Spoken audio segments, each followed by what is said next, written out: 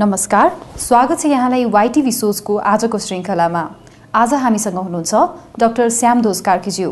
आउनुहोस् उहाँलाई कार्यक्रममा स्वागत गरौँ।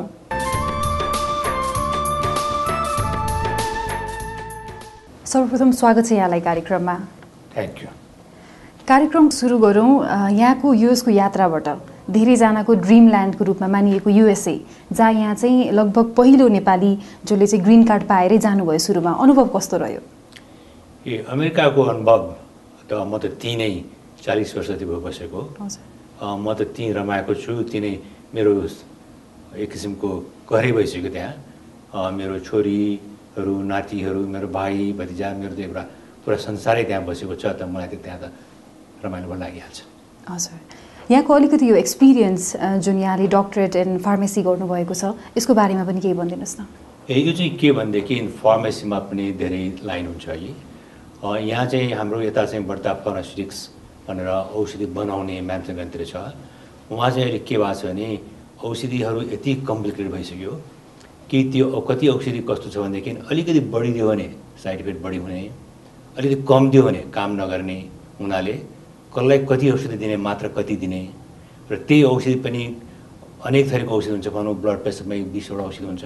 कुन पेसेन्टलाई कुन औषधि ठिक छ कति हुँदैन, त्यो चाहिँ फेरि चाहिँ डिटेल र इन्टेन्सिभ वर्कअप गर्नुपर्ने हुनाले जब मानिस पेसेन्टहरूलाई अर्डिनरी जुन ट्रिटमेन्ट गर्दाखेरि रेस्पोन्ड हुँदैन नि, अनि त्यो बेलामा चाहिँ स्पेसलाइज्ड आउनुपर्छ। अनि त्यो बेलामा हामी जस्तो मान्छेलाई चाहिँ अब दिएपछि हामीले यो औषधि होइन, यसबाट यस्तो औषधि अथवा यसको मात्रा पुगेन, बढी भयो कम भयो, त्यो गर्ने चाहिँ हामी त्यो कहिलेकाहीँ रगत लिएर रगतमा औषधिको मात्रा कति छ हेरेर अनि त्यसलाई हाम्रो आफ्नो फर्मुलाहरू छ, किनेटिक फर्मुलाहरू, त्यो गरेर त्यसबाट हामीले कति डोज दिनुपर्छ अनि त्यो पत्ता लगाएर हामी गर्छौँ। र धेरै कम मात्रामा थोरै औषधिहरू त्यो एरियामा पर्छ अनि हामी चाहिँ भनौँ 25-30 वटा औषधि चाहिँ त्यो मात्रामा पर्छ अनि त्यसको औषधिहरू हामी यसरी गर्छौँ।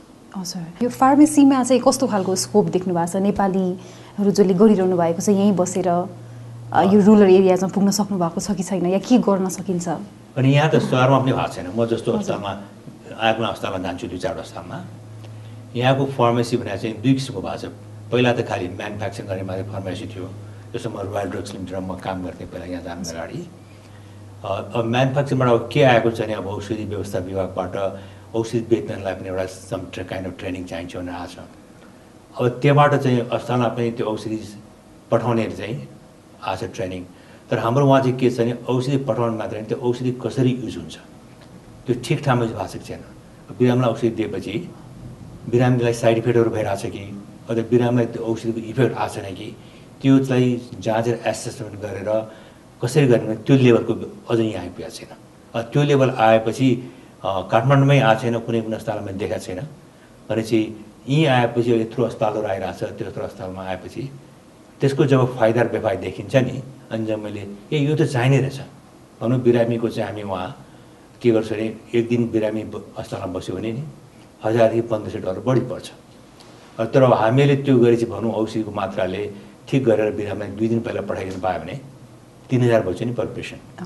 अनि त्यसले गर्दा के भने यो 3000 बच्चा पेसेन्टलाई त यिनीहरू जस्तो मान्छेलाई हामीलाई तलब दिन पुग्छ, हामीलाई फाइदा हुन्छ, अस्पतालको बेड त्यति चाहिन्न भने त्यो मुभमेन्ट जुन आएको छ यहाँ पनि जब त्यो आउन थाल्छ अनि पेसेन्टले पनि डिमान्ड गर्छ म 7 दिन अस्पताल बस्ने, म 5 दिन बस्नु, मलाई एउटा औषधि एलर्जी भयो, पहिले यस्तो मान्छे भावे हुँदैन थियो, मलाई बढ्ता औषधि मेरो किडनी नै खत्तम भयो भने त्यहाँ पनि हुन्छ नहुने होइन। तर यस्तो हुनेबाट हामीहरूको चाहिँ के भने बढी चाहिँ हामीले बचाउन सक्छौँ। त्यसैले पहिला सुरु गर्नु पऱ्यो, एउटा भएपछि जब फाइदा देखिन्छ अनि मान्छेले हामीलाई पनि यो चाहियो भन्छन् नि। यहाँले यो सिनियर सिटिजनहरूको लागि जुन जेरियाट्रिक्स भन्नेमा पनि अध्ययन गर्नुभएको छ, त्यसमा पनि लामो समयको जुन अनुभव रहेको छ, यसको बारेमा के भनिदिनुहोस् न? नेपाली समुदायमा कतिको इफेक्टिभनेस अथवा यहाँनिर यसको युजेसहरू, एप्लिकेन्सेसहरू? यो चाहिँ के छ भनेदेखि मान्छे जब एजिङ हुँदै जान्छ नि, मान्छेको एजिङ भएपछि बडीको सिस्टम चेन्ज हुन्छ। बडीको सिस्टम चेन्ज भएपछि त्यसलाई कति औषधि दिने मात्रा भनौँ, यङ मान्छेलाई एउटा 2 ग्रामको औषधि दिनु पऱ्यो भने एल्डरलाई कहिलेकाहीँ 1 ग्राम पनि बढी भएर साइड इफेक्ट बढी हुन्छ। त्यस्तै रोग पनि एल्डरी भएपछि भिन्दै किसिमको रोग लाग्ने बढी हुन्छ। र त्यसले गर्दा के भएको छ भने एल्डरीलाई कस्तो किसिमको रोग लाग्ने, कति इन्टेन्सिभ रोग लाग्ने र त्यो रोगलाई कसरी चाहिँ औषध गर्ने, औषधि त्यसलाई कति मात्रा दिने, त्यसको नै almost like a specialise division भइसक्यो। जसरी केराकेटलाई चाहिँ भिन्दै ट्रिट गर्ने पेडियाट्रिसियन हुन्छ नि, त्यस्तै उहाँ पनि बुढाबुढीलाई ट्रिटमेन्ट गर्ने चाहिँ जेरियाट्रिसियन भनेर भिन्दै एउटा चाहिँ साइन्स सब स्पेसलिस्ट भइसक्यो। त्यो चाहिँ अस्ति नै म 2 वर्ष अगाडि यहाँ आएको थिएँ, यहाँनिर यहाँ रहन्छ र त्यसलाई कसरी त्यहाँ गर्ने भनेर हामीले छलफल पनि गरेको थियौँ। र किनभने एल्डरली हुँदा त जहाँ पनि जुन देशमा नि छ नि 25 वर्ष लागेको त, त्यसो हुनाले यहाँ पनि त्यसको चाहिँ साह्रै आवश्यकता छ र त्यसलाई नै कसरी गर्ने बारेमा मैले डिफ्रेन्ट मेडिकल इन्भेस्टिगेटरहरू कुरा गरिरहेको छु र 2-4 जना मान्छेलाई उता लगेर ट्रेनिङ गराएर अनि तिनीहरूलाई यहाँ ल्याएर उनीहरूले चाहिँ अरूलाई सिकाउने भयो भने गर्ने किसिमको हामी एक्टिभ डिस्कसनमा छौँ। हजुर, यो फ्युचर इनिसिएटिभ्स हामी कहिलेसम्म नेपालमा पनि केही यसको ठोस कुरा हुन्छ भनेर चाहिँ अपेक्षा राख्न सक्छौँ? अब यसको चाहिँ के हुन्छ नि, अब कति चाँडै अब त्यो गभर्मेन्टबाट स्कलरसिपबाट जाने कि कतार जाने भर पर्छ। जस्तो म आएको बेलामा अक्सर इन्भेस्टमा गएर लेक्चर पनि गर्न जान्छु र त्यस्तै हामीले चाहिँ उहाँबाट जेरियाट्रिकको मान्छे कोही आएर 1 वर्ष यहाँ चाहिँ यहीँ आएर 2-3 जना आएर यहीँ नै गर्ने कि त्यो बारे कसरी गर्ने के गर्ने छलफल भइरहेछ, तर एक्ज्याक्ट डिसिसन भएको छैन। यो चाहिँ पेसेन्टको माग पनि हो अघि र geriatrics as such as specialisation अझै यहाँ सुरु भएको छैन। तर 1-2 जना आयो भने के हुन्छ अनि चाहिँ मैले यो त चाहिँदो रहेछ भनेर अनि कस्तो हुँदो रहेछ नि, 1 जना हुँदैन, 1 जना आएपछि किताब 10 जना हुन्छ, किनभने जम्मेको माग बढ्छ नि। त्यसैले with some time I think हुन्छ होला यहाँ पनि। कस्तो खालको होप्सहरू या रेज अफ होप्स देख्नु भएको छ फार्मास्युटिकल यो लाइनमा अलिकति अगाडि बढ्नको लागि के गर्न सकिन्छ? यहाँ चाहिँ के भनेदेखि त्यो जस्तो भनौँ पहिला ट्रिटमेन्ट गर्न अस्पताल जब यहाँ दिल्ली जान्थेँ होइन, अब अस्ति म ग्रान्डी अस्पताल गएँ, आई वाज भेरी इम्प्रेस्ड, सफा सुग्घर जम्मै छ। मैले त्यहाँ पेसेन्टको चार्ट पनि हेरेँ, पेसेन्टको औषधि दिनुको नाम लेखे पनि। अरूमा पहिला म जाँदाखेरि टिचर अस्पतालमा गएको थिएँ, केही पनि थिएन, के औषधि दिएको छन् फेरि थाहा नै छैन। अलिकति हस्पिटालिटी सर्भिसहरू इन्क्रिज भइरहेछ अलिअलि पहिलाभन्दा आयो। अब कसरी हेर्ने भने यो चाहिँ म चाहिँ के भने बर्न अप्टिमिस्ट, जति मात्रामा हुनुपर्ने हो जति चाँडै हुनुपर्ने त भएको छैन, तर केही न केही त भइरहेको छ। अब केही न केही त भइरहेको छ, त्यो प्रगति नै हो। र वान्स के हुन्छ नि टेकअप स्टेजमा पुग्छ नि, टेकअप स्टेजमा पुगेपछि अनि त्यहाँबाट साँच्चीकै जान थाल्छ। हजुर, यो त भयो यहाँको एक्सपिरियन्स, अलिकति एकाडेमिकतिरको कुरा भयो। अलिकति कुरा गरौँ यहाँको इन्भल्भमेन्टको बारेमा। विभिन्न संस्थाहरूमा, युएसमा रहेको विभिन्न संस्थाहरूमा चाहिँ बोर्ड अफ ट्रस्टीको रूपमा, एडभाइजरीको रूपमा यहाँ कार्यरत हुनुहुन्छ। यो जुन एसोसिएसन अफ नेपालीज भनेर जुन खोल्नु भएको छ यहाँले नेपालीहरूको भनेर, यसको बारेमा केही भनिदिनुहोस् न। यो चाहिँ हामीहरू भन्नु अब 83 मा हामीहरू त्योमा जम्मा 1000 जना नेपाली थिएन होला त्यहाँ है। त्यो बेलामा हामीहरूको के हामी नेपालीहरूको पनि एउटा आफ्नो संस्था हुनुपर्छ कि ताकि हामीहरूले आफ्नो बच्चाहरूलाई आफ्नो एउटा हेरिटेजको कन्सियस गराउने एउटा के हुनुपर्छ भन्ने जुन भावना आयो आएर हामीले सुरु गऱ्यौँ। अब त्यो हुँदै अब त्यो बेलामा अब त्यो नेपाली झन्डै 3 देखि 5 लाख पुगेको छ। अनि त्यसले गर्दा त्यो संस्थाले के गर्यो भने एउटा वर्षमा एउटा जम्मैजना भेट हुने र विभिन्न टपिकमा हामीको डिस्कसन हुन्थ्यो। नेपालको एक दिन नेपालको टपिक, यहाँबाट नाम रिजर्भ गर्ने नेपालको बारे छलफल हुन्थ्यो र त्यस्तै वुमेन्स इस्युज, चिल्ड्रेन्स इस्युज घरहरूबारे छलफल हुन्थ्यो। यतातिर बेलुका फेरि जम्मै भेटेर आफ्नो साथीहरू पुरानो साथीहरू छोरीकोसँग कुरा हुन्थ्यो, के छ कसो भलो खुसारी हुन्थ्यो। र त्यसले गर्दा के भएको थियो भने नेपालीहरूको कम्युनिटी पनि एउटा युनाइटेड कम्युनिटी हो र हामीले के गर्नुपर्छ र नेपालीको आफ्नो एउटा आइडेन्टिटी पनि छ भन्ने गइरहेको थियो। र त्यसले गर्दा चाहिँ अब धेरै नेपाली भयो हुनाले अब धेरै अर्गनाइज पनि बने र त्यसले गर्दा त्यो एउटा जुन मुभमेन्ट छ नि त्यो एउटा राम्रोमा गइरहेछ। र अब ठाउँमा जस्तो मैले भने हामीले कल्चरल सेन्टरबाट मन्दिर सुरु गरेका थियौँ 2000 मा। अब अहिले टेक्सासमा एउटा मन्दिर सुरु भयो फुल्ली फङ्सनिङ। अहिले त्यस्तै मन्दिर चाहिँ यो मन्दिर जुन कम्युनिटी सेन्टर छ बस्टन गएर अलमोस्ट अरू 4-5 ठाउँमा एट सम स्टेज भइरहेको छ। त्यो चाहिँ के भने भेरी पोजिटिभ स्टेप हो नेपालीको लागि, आफ्नो आइडेन्टिटीको लागि, आफ्नो कल्चर हेरिटेजको लागि, प्लस त्यहाँको नेपाली र यहाँको नेपालीको कम्युनिकेसनको लागि राम्रो स्टेपमा गइरहेको छ। र त्यसले गर्दा चाहिँ नेपाली र हाम्रो यताको टाढा भए पनि हामीहरूको जुन नाता छ जन्नगिज हुन्छ। र अर्को एउटा के हुँदो रहेछ भने बाहिर गएपछि हाम्रो चाहिँ यो नेपालप्रतिको माया नि यहाँको भन्दा बढी हुँदो रहेछ। जस्तो कल्चरल फेस्टिभल भनौँ, त्यहाँ हामी भैलो खेल्छौँ। यहाँ कतिले भैलो खेल्ने चाहिँ हाम्रो पढालेखाले अलिकति बिलो डिग्निटी हो कि भन्न ठान्छन् है। हामीलाई चाहिँ त्यहाँ नेपाली चाडबाडको चाहिँ उनीहरूले आफ्नो चाडबाड मनाएको देखेर नि हाम्रो चाडबाड त्यो हाम्रो हो, हामीले गर्नुपर्छ भनेर अझ यहाँको भन्दा बढी जोस हामी तीज मनाउँछौँ, भैलो मनाउँछौँ। एभ्री चाड चाहिँ हामी चाहिँ झन् जोसले यो हाम्रो हो, हामीले गर्नुपर्छ भनेर हामी मनाउँछौँ र त्यो मुभमेन्ट चाहिँ राम्रोसँग गइरहेको छ अहिले त। हजुर, यहाँहरूले यो जुन विभिन्न धर्महरूलाई समेटेर विभिन्न टेम्पल्सहरू ठाउँ ठाउँमा स्टेटमा खोल्दै गइरहनु भएको छ, नेपालीहरूलाई मोरोभर बुझ्नु पर्दाखेरि युनाइट गर्ने काम जुन गरिरहनु भएको छ होइन, यसको फिडब्याक त्यहाँको लोकल कम्युनिटिज अथवा त्यहाँबाट चाहिँ कस्तो आउँछ? त्यो राम्रो आइरहेको छ, किनभने हामीले के गर्छौँ भनेदेखि उनीहरूलाई बनाउँछौँ पनि। किनभने नेपाल भने पहिला धेरै चिना पनि थिएनन्, त्यहाँ देखेपछि तिमीहरू त यस्तो रहेछौ र हाम्रो फेस्टिभलमा हामी बताउँछौँ के हो भनेर बताउँछौँ। किनकि त्यहाँ त जति गरेर हामी त 1% पनि छैनौँ नि, अनि 99% अरू नै छन् र उनीहरूसँग मिलेर बस्नु परेको छ। त्यसले गर्दा के भने हामी चाहिँ हाम्रो चाडबाडमा उनीहरूलाई बोलाउँछौँ र उनीहरूलाई बुझाउँछौँ के गरेको कसो गरेको। जस्तो यस्तै हामी भैलो खेल्यौँ, त्यो खेलेकोमा चाहिँ हामीहरूको त्यो जुन चन्दा उठ्थ्यो त्यो चाहिँ हामीले बच्चाहरूको सकर खेल्छन् नि, सकर खेल्नेमा विन्टरमा जाडो भएपछि आउटडोर खेल्न सकिन्न, इन्डोरमा खेल्न पऱ्यो। इन्डोरमा खेल्न रेन्ट तिर्नुपर्छ घन्टाको $100, अनि त्यसको लागि चाहिँ त्यो उठाएको त्यो पैसा चाहिँ मैले त्यसमा जाने भनेको थियौँ। र त्यसमा हाम्रो इलेक्सनमा उठ्ने मान्छेलाई हामी बोलाएको थियौँ, उनीहरूले आयो के हो भने हामीले देखायौँ वगैरह पछि उनीहरूलाई राम्रो लाग्यो, यो त राम्रो चलाउँदो रहेछ र गुड भन्ने भयो नि, किन रहेछ किन गर्छन् भन्ने भयो। त्यसले गर्दा के भने एउटले अर्काको कल्चरलाई बुझ्ने अन्डरस्ट्यान्डिङ गर्ने राम्रो भएको छ। र जब एकले अर्कालाई अन्डरस्ट्यान्डिङ गर्छ तब न पिस भन्ने भएको कोअपरेसन तब न बढ्छ। कुरा गरौँ युएसको मेन स्ट्रिम पोलिटिक्सहरूमा, यसमा नेपालीहरूको इन्भल्भमेन्ट अथवा सक्रियता कतिको पाउनु भएको छ? यहाँ आफू पनि धेरै ठाउँमा इन्भल्भमेन्ट्सहरू हामीले सुन्न सक्छौँ, यसको बारेमा पनि केही भनिदिनुहोस्। हामी चाहिँ के भन्छौँ नि, अब अमेरिका डेमोक्रेटिक कन्ट्री हो, डेमोक्रेटिक कन्ट्रीमा जति इन्भल्भ हो त्यति भोइस हर्ड हुन्छ, इन्भल्भ भएन भने भोइस हर्ड हुँदैन। त्यसैले चाहिँ त्यहाँ आफ्नो भोइस हर्ड गर्नको लागि इन्भल्भमेन्ट हुनुपर्छ भनेर हामी जोड गर्छौँ। जस्तो भनौँ यहाँ प्रत्येकले कोहीलाई मन्त्रीलाई चिना हुन्छ, कोहीले मान्यलाई चिना हुन्छ, कोहीले कसलाई चिना हुन्छ। त्यहाँ त हाम्रो चिन्ने नातागोता कोही छैन नि। हाम्रो आफ्नो भन्नु त के भनेदेखि आफ्नै बनाउनु छ जम्मेलाई, बनाउनु हामीले के भन्छौँ भने हामी चाहिँ इन्भल्भ हुनु पऱ्यो। त्यहाँ दुईवटा पार्टी छ, डेमोक्रेट्स र रिपब्लिकन।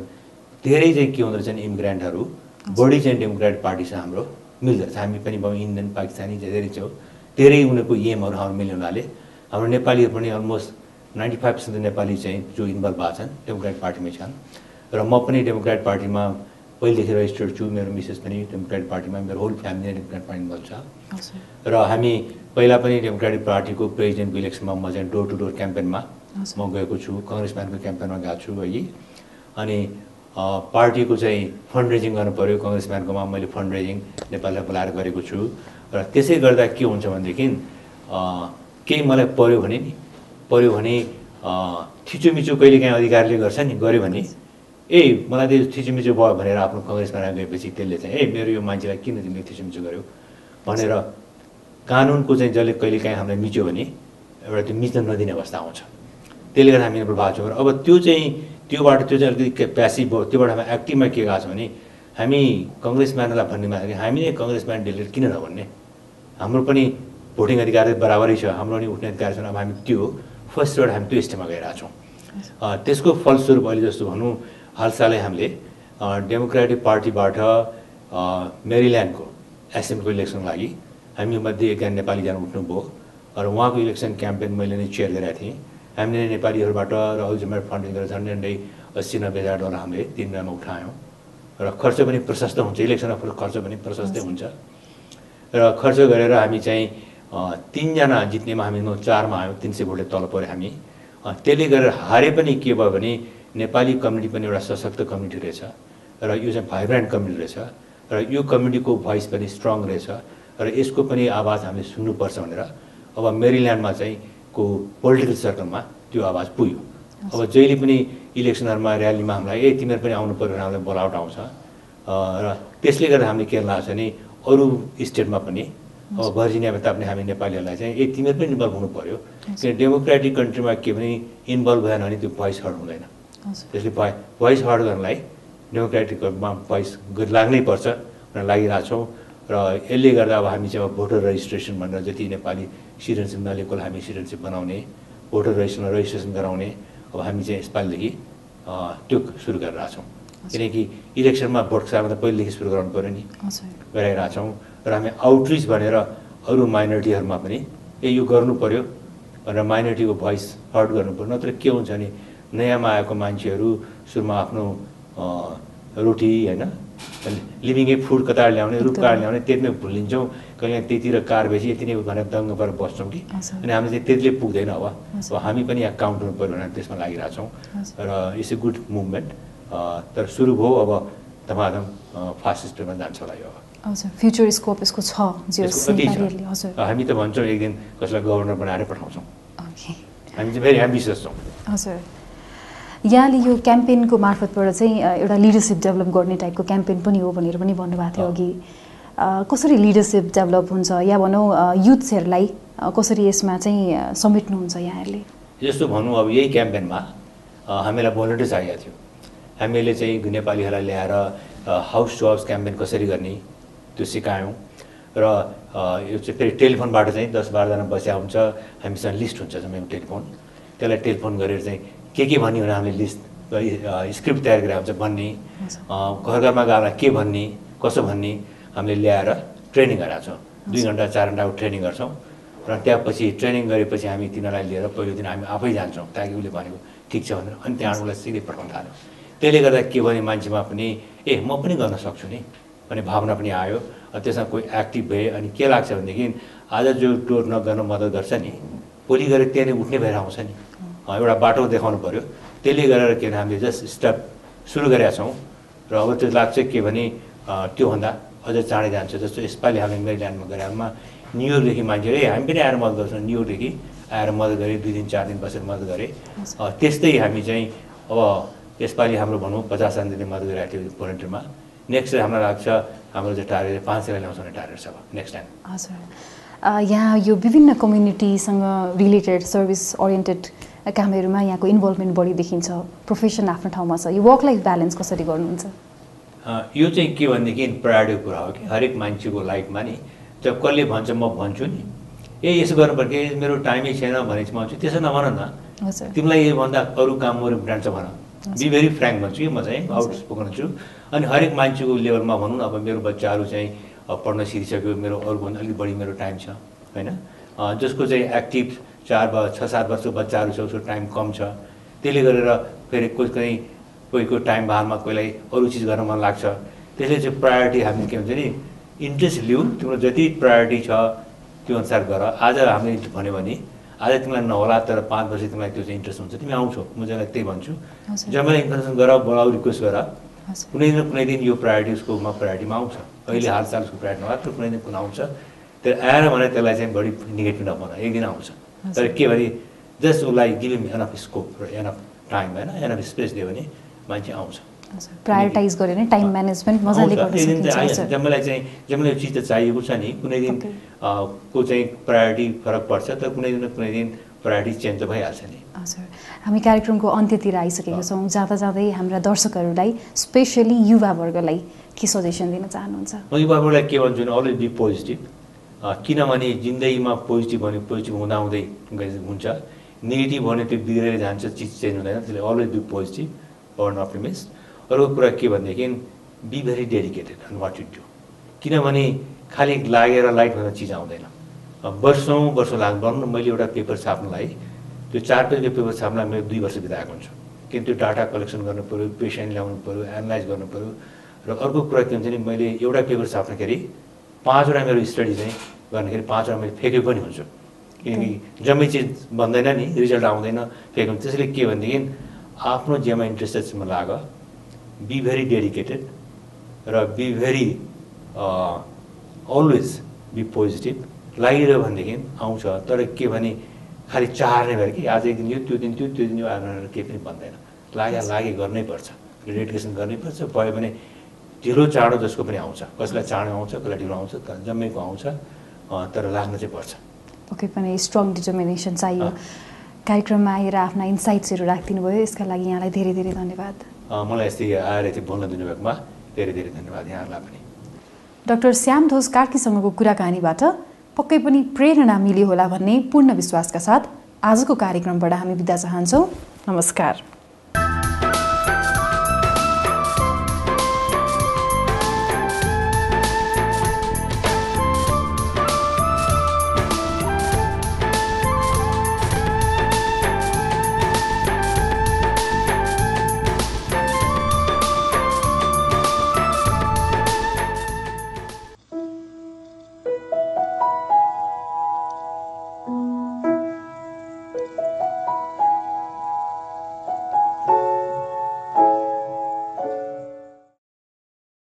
अधिकार खोजौँ तर आफ्नो कर्तव्य पनि पालना गरौँ। युवा प्रेरित कार्यक्रम टेलिभिजन मार्फत प्रसारण गर्नु परेमा हामीलाई सम्पर्क गर्नुहोला। युटिभी सोज फोन नम्बर 47845355 बुद्धनगर काठमाडौँ। स्वस्थ व्यक्तिले पनि अङ्गदान गर्न सक्दछ।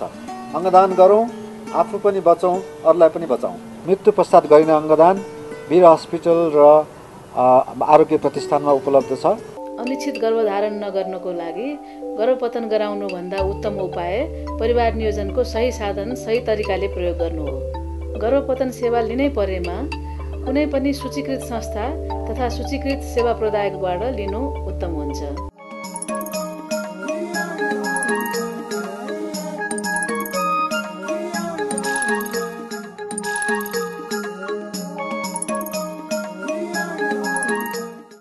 वर्षभन्दा कम उमेरका किशोरीहरूले गर्भधारण नगर्नु राम्रो, किनभने 19 वर्षभन्दा कम उमेरमा गर्भधारण गरेमा त्यसबाट विभिन्न किसिमका शारीरिक तथा मानसिक जटिलताहरू उत्पन्न हुन सक्छन्। लिङ्ग पहिचानको आधारमा गर्भपतन सेवा गर्नु वा बलपूर्वक गर्भपतन सेवा प्रदान गर्नु कानुनी रूपमा अपराध हो। गतिसँग होइन, सुरक्षासँग प्रतिस्पर्धा गरौँ। बाटो काट्दा जेब्रा क्रसिङको प्रयोग गरौँ। गाडी चालकहरूले पैदल यात्रीलाई प्राथमिकता दिउँ। रातो बत्ती बलेको बेला बाटो काट्ने गरौँ। जथाभावी बाटो काटेर दुर्घटनाको समाचार नबनाऊ। आकाशे पुल प्रयोग गरी सभ्य नागरिकको परिचय दिउँ। दमकल एम्बुलेन्सलाई प्राथमिकता दिउँ। पैदल यात्रीले फुटपाथको प्रयोग गरौँ। ट्राफिक चिन्हको जानकारी हासिल गरौँ। गाडीमा झुन्डिएर यात्रा नगरौँ। अरूलाई बाधा पुग्ने गरी सवारी पार्क नगरौँ। मादक पदार्थ सेवन गरी सवारी नचलाऊ। सवारी चलाउँदा मोबाइलको प्रयोग नगरौँ। सवारी चलाउँदा अनिवार्य सिट बेल्टको प्रयोग गरौँ। साइरनवाला गाडीलाई प्राथमिकता दिउँ। ट्राफिक नियम पालना गरौँ। स्टुडियो, एडिटिङ, टेलिभिजन कार्यक्रम निर्माण, डकुमेन्ट्री, प्रोफाइल वा विज्ञापन प्रसारण सामग्री निर्माण गर्नु परेमा हामीलाई सम्झनुहोस्। Youth broadcasting service, Buddhanagar Kathmandu.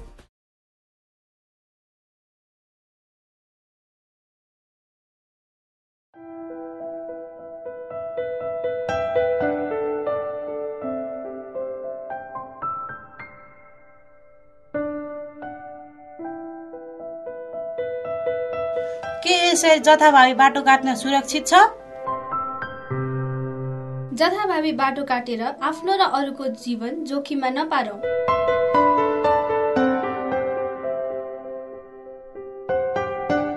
बाटो काट्दा सधैँ जेब्रा क्रसिङ वा आकाशे पुलको प्रयोग गरौँ। अकालमै जीवन गुमाउनबाट जोगियौँ। जेब्रा क्रसिङको प्रयोग गरौँ, सबै नागरिकको परिचय दियौँ। योनि मार्गबाट निरन्तर पिसाब चुहिरहने समस्या, जसलाई प्रसव फिस्टुला भनिन्छ, को काठमाडौँ मोडल अस्पतालमा दक्ष चिकित्सकहरूबाट नियमित र निःशुल्क रूपमा शल्यक्रिया भइरहेको छ र यस्तो समस्या भएका महिलाहरूले यथाशीघ्र काठमाडौँ मोडल अस्पताल प्रदर्शनी मार्गमा सम्पर्क राख्नुहोला।